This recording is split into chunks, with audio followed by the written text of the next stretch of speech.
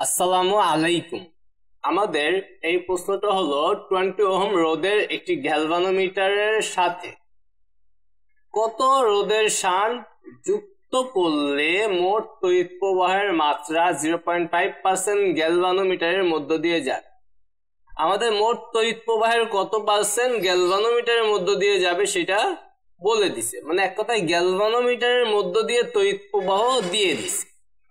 আচ্ছা, এর আগে প্রশ্নটা সমাধানের আগে আমরা গ্যালভানোমিটার এবং শান্টের মধ্যকার সম্পর্কটা একটু জানি। আমাদের সাধারণত গ্যালভানোমিটার এবং শান্ট পরস্পর সমান্তরালে থাকে। তো আমরা যদি এমন ভাবে আঁকি, আমরা গ্যালভানোমিটারের রোধকে আমরা এইটা প্রকাশ করলাম আর শান্টের রোধটাকে আমরা এইভাবে প্রকাশ করলাম। এই দুটো সমান্তরালে আছে। তো এইখান থেকে যদি আই পরিমাণ মূল প্রবাহ যদি আই হয়, তো এইটা হলো আমাদের গ্যালভানোমিটার, এইটা হলো আমাদের শান্ট। গ্যালভানোমিটারকে বড় হাতের জি দিয়ে প্রকাশ করা হয়, শান্টকে এস দিয়ে প্রকাশ করা হয়। তো গ্যালভানোমিটারের মধ্যে দিয়ে যে তড়িৎ প্রবাহটা যাবে এইটাকে বলবো আইজি, আর শান্টের মধ্যে যে তড়িৎ প্রবাহ যায় সেটা হলো আইএস। এখন আমাদের এই আইজি এবং আইএস বের করার জন্য আমরা সূত্র ব্যবহার করব। এখানে আইজি আমরা এই সূত্রটা আগেই ব্যবহার করেছি, যে আইজি ইকুয়াল টু লিখতে পারবো যা তড়িৎ প্রবাহ বের করবো, যেহেতু এই দুইটা রোধের মধ্য দিয়ে তড়িৎ প্রবাহ, যেহেতু জি এর উপর দিয়ে তড়িৎ প্রবাহ আইজি, আমি জি এর উপর দিয়ে তড়িৎ প্রবাহ বের করব।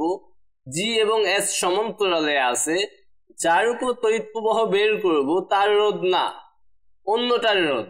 অন্য কি আছে? এস। তাহলে এস আর নিচে কি থাকে? এই যেই দুইটা সমান্তরালে আছে এই দুইটা যোগফল, জি প্লাস এস, এবং এদের সাথে গুণ দিতে হবে কি? মূল প্রবাহ, বা এই দুইটার প্রবাহের যোগফল। এখানে মূল প্রবাহ হলো আই, সেটা হলো আই। তাহলে এই একটা সূত্র, যদি গ্যালভানোমিটারের মধ্যে তড়িৎ প্রবাহের পরিমাণ বা সম্পর্ক জানা থাকে তখন আমি এই সূত্রটা অ্যাপ্লাই করব। এবং যখন শান্টের মধ্যে তড়িৎ প্রবাহ বের করতে বলবে বা শান্টের মধ্যে তড়িৎ প্রবাহের সম্পর্ক দিয়ে দিবে, তখন আমরা লিখবো আইএস। তো এইটার মধ্যে দিয়ে যখন তড়িৎ প্রবাহ বের করবে এস এর উপর দিয়ে তড়িৎ প্রবাহ, তখন এস এর রোধ না থাকবে জি এর রোধ উপরে, ডিভাইডেড বাই নিচে ওই দুইটার যোগফল জি প্লাস এস, আর ইন্টু দিতে হবে টোটাল তড়িৎ প্রবাহ। আইএস এর বেলা সূত্র হলো এইটা। এখন এই দুইটা সূত্র আমাদের মুখস্থ রাখতে হবে, তাহলে আমাদের এই গুচ্ছের প্রশ্নগুলা বা গ্যালভানোমিটার এবং শান্টের মধ্যকার সম্পর্কিত ম্যাথ গুলো আমরা করতে পারব। তো এখানে বলে দিছে প্রশ্ন 20 ওহম রোধের একটি গ্যালভানোমিটারের সাথে, মানে গ্যালভানোমিটারের রোধ দিয়ে দিছে, তারপরে মোট তড়িৎ প্রবাহ মাত্রার 0.5% গ্যালভানোমিটারের মধ্য দিয়ে যায়। তাহলে গ্যালভানোমিটারের মধ্যে তড়িৎ প্রবাহ দিয়ে দিছে। তো আমরা প্রশ্নগুলো লিখি, দেওয়া আছে। আমরা এবার প্রশ্নের সমাধানে চলে যাই। দেওয়া আছে গ্যালভানোমিটারের রোধ, গ্যালভানোমিটারের রোধ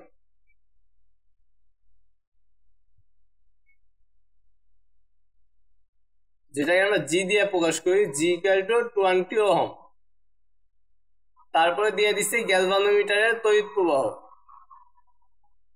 গ্যালভানোমিটারের তড়িৎ প্রবাহ। তোমরা এটা লিখবা, গ্যালভানোমিটারের তড়িৎ প্রবাহ, তড়িৎ প্রবাহ যেটাকে আমরা প্রকাশ করি হলো আইজি, সেইটা হইল আমাদের মূল তড়িৎ প্রবাহ এর, মানে আই এর কত পার্সেন্ট? 0.5%, 0.5%। তো এটাকে আমরা লিখতে পারবো আই গুণ 0.5% মানে 0.5 ডিভাইডেড বাই 100। তাহলে এই 0.5 কে 100 দিয়ে ভাগ করলে হবে আই গুণ 0.005। তার মানে এটাকে 21 লেখা যাবে 0.005 আই, মানে আইজি ইকুয়াল টু 0.005 আই। ওকে, আমরা মূল প্রবাহকে কিন্তু আই চিন্তা করব সবসময়। যদি না বইলা দেয়, আর এমনি যদি বইলা দেয় তখন তো আই এর মান লিখেই। ওকে, আমাদের এতটুকু দিয়ে দিছে। আমাদের বলছে শান্ট, কত মানের শান্ট যুক্ত করতে হবে, কত মানের শান্ট যুক্ত করতে লিখবো, ধরি শান্ট বা শান্ট এস হইবে। দেখা যাবে, আমরা জানি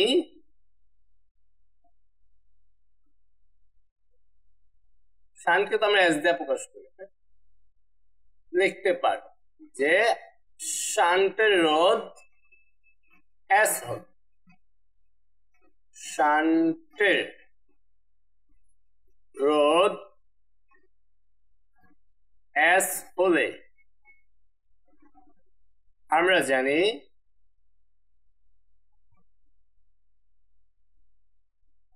যেহেতু এখানে আইজি এর পরিমাণটা আমরা জানি, আইজি ইকুয়াল টু আইজি যখন, তখন এখানে S divided by G plus S into I. তো এখানে আমাদের ছিল হলো 0.205 I equal to S divided by G plus S I। এই I এই কাটা, তবে এই G plus S ওই পাশে পাঠাই দিব, তাহলে এখানে হবে 0.005, এর সাথে গুণ হবে G plus S equal to S। তো আমরা আগে মান না বসায় ক্যালকুলেশন করে নিলে ভালো হইতো, তাহলে আমাদের জন্য একটু সহজ হইত। G প্লাস 0.005, পরের অঙ্কগুলোতে আমরা আগে মান বসাবো না, পরে মান বসাবো। যেহেতু এস বের করব, তাহলে এই এসটাকে এই পাশে পাঠাই, বা এইটাকে আমরা ওই পাশে পাঠাই, 0.205 G ইকুয়াল টু এস, এটা ওই পাশে গেলে মাইনাস হয়ে যাবে, মাইনাস 0.005 এস। তাহলে এখানে 0.005 জি, জি এর মানটা কত? 20। এখান থেকে এস কমন নিলে 1 মাইনাস 0.005। এবার এস এর সাথে যেটা গুণ আছে ওইটা ওই পাশে পাঠিয়ে দেই, তাহলে কি হয়ে যাবে? ভাগ হয়ে যাবে। তাহলে আমরা এস ইকুয়াল টু দেখতে পারবো, এটা তো উপরে থাকবে 0.005 ইন্টু 20 ডিভাইডেড বাই এস এর সাথে যেটা আছে ওইটা নিচে থাকবে 1 মাইনাস 0.005। তো এটা আমাদের, সুতরাং এস ইকুয়াল টু, এটা আমাদের ক্যালকুলেটর ব্যবহার করে আমরা করে ফেলি, 0.005 ইন্টু 20 আর নিচে হলো 1 মাইনাস 0.005, 0.100, তাহলে 0.101 লেখা যেতে পারে, অথবা 0.1 ও, তাহলে শান্টের রোধ হলো 0.1 ও, এটাই অ্যান্সার হওয়ার কথা। আমরা একটু চেক দিয়া নেই, যেহেতু আমাদের প্রশ্নের সাথে থাকবে 0.1005 একদম পুরাটুকু লিখছে, তো আমরা 0.1 লিখে দিলেই হয়ে যায়। তো এটাই অ্যান্সার, আশা করি এটা বুঝতে পারছো। আমাদের এই প্রশ্নটা হলো 20 ওহম অভ্যন্তরীণ রোধের গ্যালভানোমিটারের মধ্য দিয়ে 1 অ্যাম্পিয়ার তড়িৎ প্রবাহ চলে। একটি শান্ট ব্যবহারের ফলে এ প্রবাহ কমে 0.01 অ্যাম্পিয়ার হয়। শান্টের রোধ কত? যখন অভ্যন্তরীণ রোধের গ্যালভানোমিটারের মধ্য দিয়ে তড়িৎ প্রবাহ বলে দিবে, এটাই হলো মূল প্রবাহ। কারণ আমরা জানি অভ্যন্তরীণ রোধের উপর দিয়ে যে প্রবাহটা যায় ওইটাই হলো মূল প্রবাহ। তো এখানে এত ওহম অভ্যন্তরীণ রোধের গ্যালভানোমিটার, মানে গ্যালভানোমিটারের রোধ দিয়ে দিছে। তো যা যা দেওয়া আছে আমরা একটু সুন্দর করে গুছাই দেখি। দেওয়া আছে গ্যালভানোমিটারের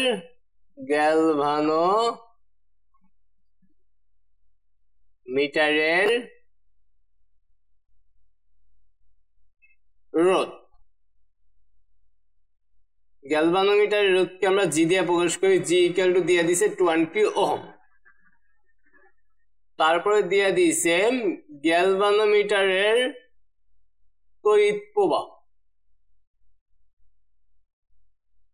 যেটাকে আমরা আইজি দিয়ে প্রকাশ করব। এই যে শান্ট ব্যবহার করার ফলে প্রবাহ কি হয়েছে 0.1। এটা তো গ্যালভানোমিটারের মধ্যেই তড়িৎ প্রবাহ, যখন শান্ট ব্যবহার করলাম তখন তড়িৎ প্রবাহটা এত হয়েছে, তখন সেটা হয়েছে আইজি। শান্ট ব্যবহারের ফলে গ্যালভানোমিটারের মধ্য দিয়ে যে তড়িৎ প্রবাহ সেটাকে আমরা আইজি দিয়ে প্রকাশ করি 0.1। আর শান্ট যদি ব্যবহার না করতাম তাহলে তো গ্যালভানোমিটারের মধ্যে তড়িৎ প্রবাহ 1 অ্যাম্পিয়ার, মানে মূল প্রবাহটাই হবে, কারণ এটা অভ্যন্তরীণ রোধের গ্যালভানোমিটার। ওকে, তারপরে আমাদের দিয়ে দিছে মূল তড়িৎ প্রবাহ বা মূল প্রবাহ,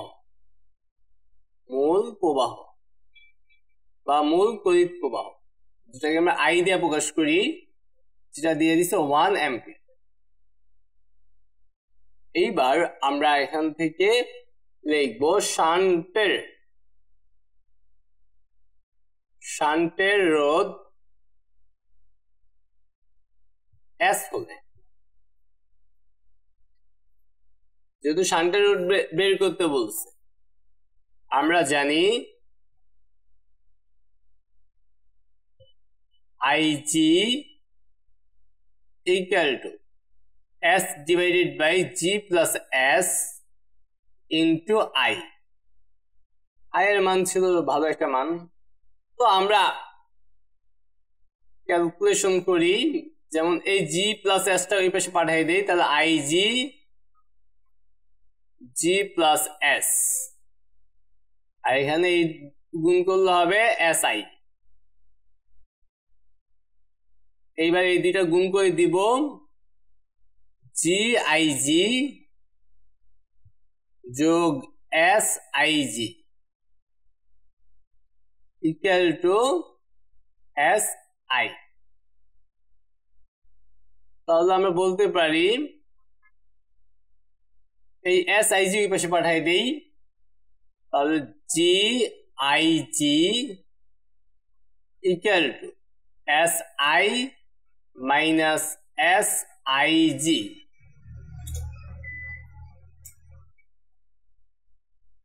তারপরে আমরা GIG এই দুইটা থেকে আমরা S কমন নিব, S কমন নিলে I মাইনাস IG। তারপর তুমি চাইলে একটা লাইন করতে পারো, এই লাইনটা অ্যাভয়েডও করতে পারো। এই পাশের মান এই পাশে লিখলাম, আর এই পাশে যা আছে সেটা এই পাশে লিখলাম, পাশ বদল করলাম আর কি। এখন এই লাইনটা তুমি নাও করতে পারো, এই লাইনটা না করে আমরা পরের লাইন যেটা করবো সেটা লিখতে পারো, S ইকুয়াল টু উপরে GIG, আর S এর সাথে যেটা থাকবে সেটাকে আমরা ওই পাশে পাঠিয়ে দেবো I মাইনাস IG। এবার আমরা মান বসাই দেই, G এর মান ছিল 20, IG এর মান 0.1 নাকি 0.01, I এর মান 1, IG এর মান 0.01। সুতরাং S ইকুয়াল টু, এটা ক্যালকুলেটরে বসাই দেই, 20 into 0.01 divided by 1 minus 0.01। ও, এটা কেমন মান আসলো? এটাকে আমরা সাইন্টিফিক মোডে নিয়ে নেই, নর্মাল মোডে নেই, শিক্ষা দিয়ে মোড কেটে দিলাম, আবার করি 20 into 0.01, 1 minus 0.01। আগের বার মনে হয় ভুল করছি না, এটি এই যে আগের বার মনে হয় আমি ভুল তুলছিলাম কত ভাবে, এইবার তো একদম ভিন্ন মান আসছে, 0.01 ঠিকঠাক আছে, 0.2020 মানে 0.2 লেখা যায়, 0.2 অবশ্যই ওহম রোধ। হ্যাঁ, তাহলে এইটাই হলো অ্যান্সার।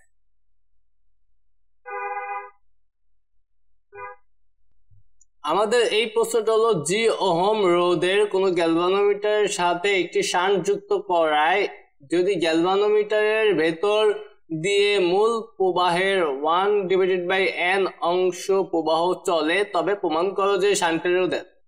মানে এবার আমাদের এই যে ধ্রুবক টাইপের পরিমাণ দিয়ে দিছে, এই জন্য এমন টাইপের একটা ফলাফল পাবো আমরা।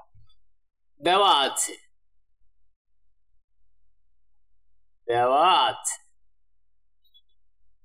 গ্যালভানোমিটারের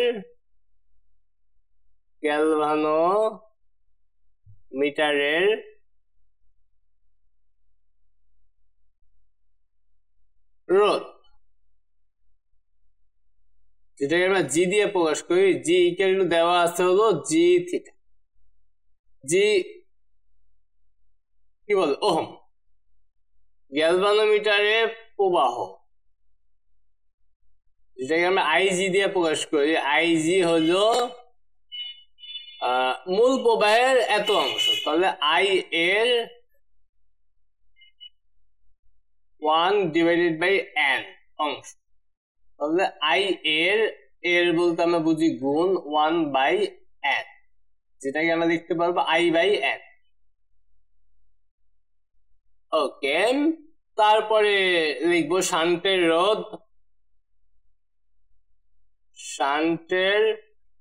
রোধ S হলে আমরা জানি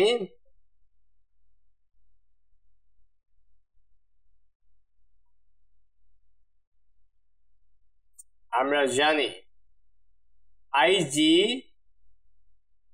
equal to S divided by G plus S into I। আমরা এখানে মানগুলো বসাই দিই আগে, কারণ এখানে যেহেতু আমাদের কোনো মান না, I/n, IG এর মান হলো I/n, S এর মান S, এখানে G plus S, এখানে I। তো এই I দুইটা কেটে দেই, দুইটাই উপরে গুণাকারে আছে উভয় পাশে, এই জন্য কেটে দিলাম। তাহলে এখানে হবে 1/n, আর এখানে হলো S divided by G plus S। এখানে S এর মানটা বের করতে হবে, পাড়ারি গুণ করি, তাহলে এখানে হবে NS, এখানে হবে G plus S, এসটাকে এই পাশে পাঠাই দেই, NS minus S equal to G। তারপরে এই দুইটা থেকে S কমন নিয়ে নেই, যেহেতু S এর মান বের করবো, N-1 equal to G। এইবার S এর সাথে যেটা গুণাকারে আছে ওইটাকে ওই পাশে পাঠাই দেই, G divided by N-1, অবশ্যই কি ওহম, শান্টের মান G divided by N-1 ohm. তো আমাদের ঠিকঠাক আছে আমরা কিনা দেখে নেই। শান্টের রোধ G divided by N-1 ohm প্রমাণ করতে বলছে, সুতরাং শান্টের রোধ